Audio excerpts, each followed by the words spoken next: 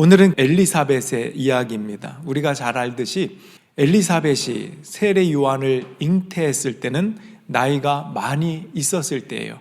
그러니까 잉태할 것이라는 것을 믿지 못했던 사가랴가 이제 벙어리가 되어 있었던 때이고요. 징표로 그렇게 5달 동안을 성경에 보면 숨어 지냈다 혹은 은둔했다 이렇게 표현합니다. 여러분, 왜 사가랴와 엘리사벳이 그 늦은 나이에 임신을 했으면 기뻐가지고 동네방네 소문을 내고 와, 나 임신했다고, 그래도 부족할 만큼 기쁨인데 왜 5달 동안 숨어 있었을까요? 이유가 뭘까? 많은 사람들이 추측을 해요. 성경에 나와 있지 않기 때문에 그 이유가 성경학자들 중에는 너무 늦은 나이라 창피해서였을까? 그런데 또 다른 학자는 그렇지 않다. 그거는 너무나 큰 기쁨이고 축복인데 창피한 게 어딨냐? 또 성경을 기준으로 해서 보면 아마 천사가 그 남편 사가랴에게 임했을 때 이런 말도 했었거든요. 네 태어날 아들은 포도주와 독주를 입에 대지 않을 것이다. 그리고 네 어머니 뱃속에 있을 때부터 성령으로 충만할 것이다. 이렇게 예언했었거든요. 세례 요한이 그렇다는 거예요. 그래서 구약에는 나시린이라고 자기를 구별합니다. 나시린이 되겠다고 서약을 하면 포도주나 독주 이런 걸 멀리하고 그렇게 구별된 자로서 하나님 앞에 나아가는 그런 일들이 있었어요. 그래서 마치 사가랴와 엘리사벳은 그 아들에 대해서 구별되어야 되겠다라는 마음으로 바깥 출입을 하지 않고 집에 머물러 있지 않았겠느냐, 이런 이야기들을 합니다. 여러분 보세요. 생각해 보면 진짜 그렇지 않아요? 자기의 집에서 나갔다 왔다 하지 않고 기도하고 있었을 거라는 추측이 가능한 것은 남편 사가랴가 침묵하는 동안, 벙어리가 돼서 침묵하는 동안 하나님이 어떤 분이신지, 또 내게 임한 이 예언의 말씀이 무엇인가를 생각하고 묵상했을 거 아닙니까? 이제 본인이 말을 못하니까 아내에게도 서판에다가 글을 쓰면서 천사가 이런 말을 했다라고 하면서 동의를 구하고 함께 그 시간들을 보내지 않았겠습니까? 아내 엘리사벳도 마찬가지였던 것 같아요. 나이 많아서 임신한 것이 너무 기쁘긴 하지만 남편이 받은 그 말씀이 있으니까 잠잠하게 주님을 바라보는 시간. 그러고 보면 사명을 묵묵하게 잘 감당하는 사람은 누군가에게 인정을 받으려고 말을 많이 한다거나 내가 이런 사명을 받았다라고 누군가를 설득하려고 하거나 소문을 내려고 하거나 그러지 않는 것 같습니다. 엘리사벳은 5달 동안 바깥에 나가지 않고 머물러 있어요. 그런데 그쯤에 엘리사벳이 이제 임신한 지 6달쯤 되었을 때, 그때 가브리엘 천사가 마리아에게도 나타납니다. 저 나사렛이라고 하는 동네에 마리아에게 나타나서 예수님을 네가 잉태할 것이다 가르쳐 줍니다. 하나님의 은혜를 입은 자여, 네가 모든 여자 중에 복이 있다. 너는 아들을 낳을 것인데 그 이름을 예수라고 하라. 그는 위대하게 될 것이며 지극히 더없이 높은 분의 아들이라고 불리게 될 것이다. 그의 나라는 영원 무궁할 것이다. 그랬더니 마리아가 뭐라고 하냐면, 저는 아직 결혼 안 했습니다. 물론 약혼한 요셉이라고 하는 약혼자가 있어요. 그런데 나는 처녀입니다. 어떻게 잉태를 한단 말입니까? 나는 남자를 알지 못합니다. 그랬더니 너는 성령으로 잉태될 것이다. 그 사가랴와는 조금 다르게 마리아는 어린 나이임에도 불구하고 그 말씀을 받아들이긴 했어요. 그런데 엄청난 혼란과 두려움이 있을 거예요. 그죠? 약혼자 요셉을 생각해도 그렇고, 내가 잉태했다고 했을 때 동네 사람들의 반응, 소문 이런 것들이 굉장히 두렵고 손가락질도 있을 거고요. 더 나아가면 그때 당시에 간음했다 여겨지면 법적으로 처형도 가능했습니다. 죽을 수도 있는 그런 무서운 시츄에이션이었어요. 그때 천사가 마리아에게 쭉 이야기하던 중에 이런 이야기를 뒤에 덧붙입니다. 누가복음 1장 36절에 보아라, 그대의 친척 엘리사벳도 늙어서 임신하였다. 임신하지 못하는 여자라 불리던 그가 임신한 지 벌써 6달이 되었다. 하나님께서는 불가능한 일이 없다. 하나님께는. 이런 말씀을 덧붙여줍니다. 이 말을 듣고 마리아가 어떻게 했을까요? 듣자마자 짐을 챙겨서 친척 엘리사벳을 찾아갑니다. 왜냐하면 이게 물리적으로 불가능한데 나이 많아서 임신을 했다고 하는 그 말을 들을 때 마리아는 뭔가 동병상련 같은, 본인보다 세진 않아요. 마치 예방주사와 같은 그런 정도이긴 하지만 뭔가 안심이 되는 거예요. 그런 일이 있다고? 천사에게 그 말을 들으니까 확인도 할 겸 위로도 받을 겸 소망을 갖고 엘리사벳을 찾아갑니다. 여러분, 나사렛에서 엘리사벳이 운둔해 있던 그 집까지 걸어서 3일 혹은 4일 정도 거리입니다. 처녀 혼자서 그 길을 걸어갑니다. 마리아는 그때 나이가 20대가 안 되는 10대, 가장 낮게 보는 사람은 15까지도 봐요. 가임기 이렇게 추측해서 그렇긴 한데 그때는 일찍 결혼했기 때문에 그렇다는 거예요. 대략 우리가 한 17, 18 요 정도로만 본다고 해도 마리아가 얼마나 어렸나. 마리아는 곧바로 엘리사벳을 찾아가요. 그 무서운 산길을 지나갑니다. 3, 4일 동안 예수님도 비유에서 어느 사람이 길을 가다가 강도를 만났다, 그 비유가 있을 만큼 그 당시에는 강도들이 물건을 뺏으려고 그렇게 우글거리는 상황 아닙니까? 그 무서운 길을 가요. 근데 어떻게 갈 수 있었을까? 여러분, 마리아의 심정으로 생각해 보세요. 마리아는 그게 무서운 게 아니에요. 지금 처녀로서 임신을 했다는데, 아까도 잠깐 얘기했지만 약혼자 요셉의 반응이 어떨까? 두렵지 않겠습니까? 나를 받아줄까? 이걸 내가 숨겨야 되나? 솔직하게 얘기해야 되나? 내 성경에 보면 나중에 천사가 요셉에게도 현몽을 해서 성령으로 잉태된 것이다 라는 것을 가르쳐 줍니다. 그래서 요셉도 그것을 받아들이긴 합니다.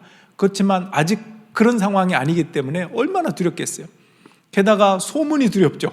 여러분, 이민사회, 한국도 마찬가지지만 특히 이민사회에서는 더욱더 소문이 빠르대요. 여러분, 좋은 소문이 빠를까요? 나쁜 소문이 빠를까요?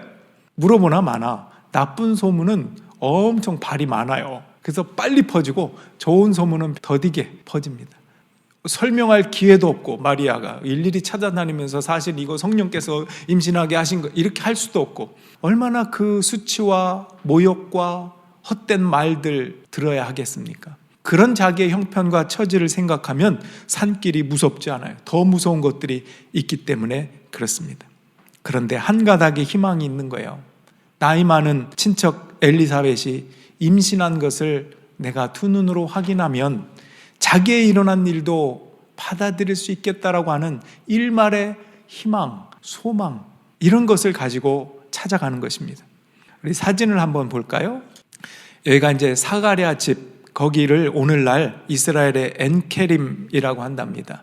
엔케림에 1955년에 마리아가 방문한 교회를 세우고 그 앞에다가 저 조각을 만들어 놓은 거예요. 둘 중에 누가 엘리사벳이고 누가 마리아일까요? 엘리사벳이 어떤 쪽입니까? 오른쪽. 예, 우리 경험 있는 분들은 딱 아네요. 왜? 임신한 지 6개월 됐다 그랬어요. 마리아는 이제 갓 임신. 엘리사벳은 한 6개월 정도니까 조금 더 배가 나온 분이 오른쪽이 엘리사벳입니다. 오늘 본문이 저렇게 두 여자가 만나는 장면이에요. 아니, 두 여자만 만난 게 아니라 뱃속에 두 아기들도 함께 만나는 장면입니다. 엘리사벳이 마리아에게 뭐라고 그랬죠? 보자마자 주의 어머니께서 오셨군요, 이렇게 얘기했어요. 성령 충만해서 그렇게 말했다고 그랬어요. 주의 어머니래요. 그리고 태동을 느끼면서 마리아, 그대가 나 왔어요 하고 문 안 할 때 내 뱃속의 아이가 기뻐 뛰놀았다고. 뱃속의 아이는 누구죠? 세례 요한이에요. 세례 요한은 아까 사가랴 아버지한테 천사가 뭐라고 그랬죠? 뱃속에 있을 때부터 성령으로 충만할 것이다 그랬거든요. 기뻐 뛰놀았어요. 엘리사벳의 축복이 뭔지 다시 한번 생각해 보세요. 성경 본문의 말씀을, 엘리사벳이 뭐라고 그랬냐면 성령으로 충만해서 큰 소리로 외쳐 말했대요. 얼마나 기뻤으면 큰 소리로 마리아를 향해서 그대는 모든 여자들보다 복을 받았고 그대의 태중의 아이도 복을 받았습니다. 내 주님의 어머니가 내게 오시다니 어찌 된 일입니까? 보십시오. 그대의 인사말이 내 귀에 들어왔을 때 내 태중의 아이가 기뻐 뛰놀았습니다. 주님께서 하신 말씀이 이루어질 줄 믿은 여자는 복이 있습니다. 여러분, 이 엘리사벳의 축복의 말이 마리아에게 얼마나 큰 감동과 은혜가 되었을까요? 여러분은 축복의 말을 잘 하시는 편입니까? 한번 돌아보세요. 예전에 TV에서 그 다큐에서 가트너 박사라고 하는 분을 소개한 적이 있는데 오래전 일이지만 제가 기억이 납니다. 가트너 박사, 아마 여러분들 들어보셨을 거예요. 그분이 부부가 싸우는 이유에 대해서 연구하신 분이에요. 부부는 뭔가 엄청난 진리를 두고 싸우는 게 아니라는 거예요. 그냥 평범한 일상의 아주 사소한 것 때문에 싸우는데 그거는 말의 표현 방식 때문에 그 싸움이 커지게 된다는 거예요. 어떻게 표현하느냐가 문제라는 것이죠. 그러니까 해결하려면 뭐가 맞냐 틀리냐 큰 진리를 가지고 누구 말이 틀렸느냐 이것이 밝혀지면 해결되는 게 아니고 얼마나 감정을 긁는 말을 했는데 그 말을 해결하면 풀리는 게 부부싸움이라 하는 이야기입니다. 예를 들면 생활 속에서 누군가 얘기했을 때 그냥 팍 쏴붙이고 반격하는 말들, 무시하는 말, 비난하는 말, 경멸하는 말, 그런 게 주요 원인이라는 거예요. 그 중에 많은 사람들이 습관적으로 하는 말 두 가지만 얘기하더라고요. 첫째는 문제라는 말이에요. 문제. 넌 이게 문제야. 넌 저게 문제야. 그래서 문제야. 그거는 배우자뿐 아니라 자녀에게도 마찬가지겠죠. 이게 저게 다 문제인 거예요. 두 번째는 항상이라는 말이에요. 항상. 너는 항상 인상을 찌푸리더라. 너는 항상 그러더라. 근데 항상 그러더라 그러면 배우자가 그 말을 듣고 아닐 때도 있는데 이렇게 생각하지 내가 항상 그랬어 이렇게 인정하진 않는데요. 그래서 말 습관 중에 문제야 또는 항상 이런 말은 줄이는 게 좋다 이런 소개를 하면서 손목에 고무줄을 차게 하더라고요. 고무줄을 차서 본인도 부지불식간에 문제야 항상 할 때마다 깨닫는 순간 고무줄을 튕기는 거예요. 아프게. 손목이 아파가지고 내가 또 이 말을 했구나. 점점 줄어들 수 있도록 그렇게 시킨다라는 것입니다. 제가 그게 너무나 인상 깊었어요. 오늘날 우리의 모습은 누군가가 내게 뿌려놓은 말의 열매들이 오늘 내 모습입니다. 내 자녀의 모습이고 배우자의 모습입니다. 자녀에게 너 왜 그 모양이니? 아까 얘기한 것처럼 넌 이게 문제야. 그러면 그게 문제인 아이로 큽니다. 그 모양으로 커요. 왜? 이 모양이니 했기 때문에 이 모양으로 커야 될 수밖에 없어요. 근데 너 참 열심히 노력한다. 노력하는구나. 그러면 열심히 노력하는 아이로 큰답니다. 배우자에게도 마찬가지죠. 당신은 또 손목 튀겨야죠. 항상 항상 그런 식이냐고. 그러면 계속 그런 식으로 간답니다. 그런데 당신은 늘 이렇게 노력하는 것이 고맙고 보기 좋아. 그러면 고맙고 좋은 모습으로 간답니다. 그러니까 어떻게 말하느냐에 따라서 우리의 현실은 우리가 심어놓은 말의 열매가 된다는 거예요. 하나님께서도 민수기에 보면 이스라엘 백성에게 구약시대에 그랬어요. 너희 말이 내 귀에 들린 대로 시행하리라. 그런 걸 생각하면 우리의 말의 습관이나 우리의 언어가 얼마나 중요한지 우린 깨닫게 됩니다. 여러분은 축복의 말을 얼마나 잘 하십니까? 늙은 엘리사벳과 처녀 마리아는 서로 격려하고 축복했을까? 얼마나 서로 마음이 좋고 격려가 되고 좋았으면 3달 동안이나 마리아가 그 집에 머물다가 갑니다. 3달 동안이나 서로 축복하고 위해주고 격려해주고 힘을 주고 위로했을 것입니다. 때로는 그렇게 성령으로 충만했다가도 사람인지라 내가 또 이렇게 두려움이 찾아오고 마리아가 어린 나이에 이렇게 하면 어떡할까? 그러면 엘리사벳이 이제 그만 좀 얘기해. 지긋지긋해. 이랬을까요? 아니죠. 또 얘기합니다. 아니야. 너는 모든 여자 중에 복을 받은 여자야. 하고 또 격려하고 세워주고 힘을 줬을 겁니다. 마리아에게, 주의 어머니에게 엘리사벳이 그렇게 축복했다는 것을 기억하십시오. 그런 마음으로 오늘 본문 말씀을 다시 한번 봅시다. 자, 여러분이 엘리사벳이다. 마리아를 지금 축복한다. 그런 마음으로 한번 읽어봅시다. 시작. 그대는 여자들 가운데 복을 받았고 그대의 태중의 아이도 복을 받았습니다. 내 주님의 어머니께서 내게 오시다니 이것이 어찌 된 일입니까? 보십시오. 그대의 인사말이 내 귀에 들어왔을 때 내 태중의 아이가 기뻐서 뛰놀았습니다. 주님께서 하신 말씀이 이루어질 줄 믿은 여자는 행복합니다. 지금 이제 성경이니까 너무 얌전한 것 같아요. 성경이라 그랬습니다. 나이 많고 친척이고 어릴 때부터 마리아를 봐왔던 엘리사벳이니까 아무래도 이게 이제 한국말이니까 이제 존댓말이 있는데, 그래도 아유 마리아 얘야 너무 반갑다. 그런데 너무 이상해. 너 목소리를 들었을 때 내 아이가 뱃속에서 기뻐 뛰놀더라. 정말로 성령으로 충만해. 너는 복이 있는 여자야. 그렇게 축복하는 거잖아. 내 태중의 아이가 기뻐서 한다고 그러고, 이렇게 격려했을 거예요. 기쁜 마음으로. 여러분은 성령 충만해서 누군가를 축복하고 있습니까? 아니면 혈기 충만해서 누군가를 질투하고 있습니까? 분명히 질투할 수 있는 관계예요. 왜? 성경에 우린 봐서 알잖아요. 세례 요한은 예수님의 발 뒤꿈치, 그 신발끈 매기도 부족하다고 한, 그러니까 엘리사벳의 입장에서는 뭔가 내 아이가 네 아이의 신발끈도 못 묶는다고? 이럴 수도 있어요. 또는 사가랴 남편이 받은 예언의 말씀들, 그런 거로 하면 내 아이가 장차 오실 그 메시아, 그분의 길을 예비하고 준비하는 수준밖에 안 된다고? 그러면 좀 질투하는 마음이 있지 않을까요? 여러분 어때요? 이 두 여인이, 하나는 늙은 여인이고 하나는 젊은 여인이에요. 이런 교제를 보면, 성령으로 충만한 교제의 관계를 보면 성도의 교제가 어떠해야 하는가 하는 것을 보여주는 것 같아요. 성도 사이에 또는 친구 사이에 서로 질투하거나 강요하는 말을 하거나 이게 아니고 축복해 줄 수 있는가. 그런 성령 충만해야 축복할 수 있다고 지금까지 이야기하지 않습니까?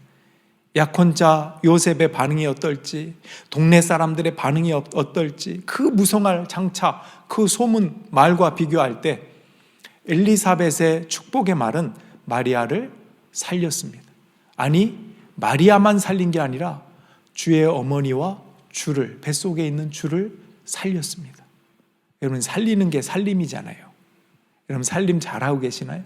남자든 여자든 집안을 잘 살려야 돼요. 살림을 잘해야 됩니다. 살리려면 말부터 살아야 된다는 이야기를 하는 거 아닙니까? 짜증, 질투, 모욕 이런 말을 버리고 긍정과 축복으로 살리는 것. 특히 이렇게 살리는 연습을 할 때 좋은 것이 찬양을 열심히 하는 겁니다. 찬양에는 은혜로운 가사가, 은혜로운 말들이 얼마나 많이 나옵니까? 나쁜 말 나오는 게 없어요. 근데 찬양을 하다 보면, 열심히 하면 축복의 말을 우리가 배울 수 있습니다. 여러분 어떻습니까?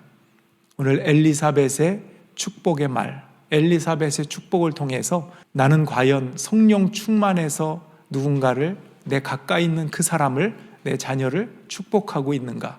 아니면 성령 충만하지 못하고 혈기가 충만해서 내 세상적인 습관을 따라, 죄의 속성을 따라 튀어나오는 말로 옆 사람을 아프게 하고 상처를 주는가? 강림절 세 번째 주일, 아기 예수님을 맞이하기 위해서 엘리사벳의 축복을 본받는 저와 여러분들이 되기를 우리 아기 예수님의 이름으로 간절히 축원합니다. 아멘. 우리 기도하겠습니다. 오늘날 여러분에게 행하신 놀라운 하나님의 일들을 바라보십시오. 그리고 주님의 오심을 기다리면서 우리에게 부여하신 축복의 권리를 잘 사용하겠습니다. 결단하는 마음으로 이 시간 함께 기도하며 나가겠습니다. 기도하겠습니다.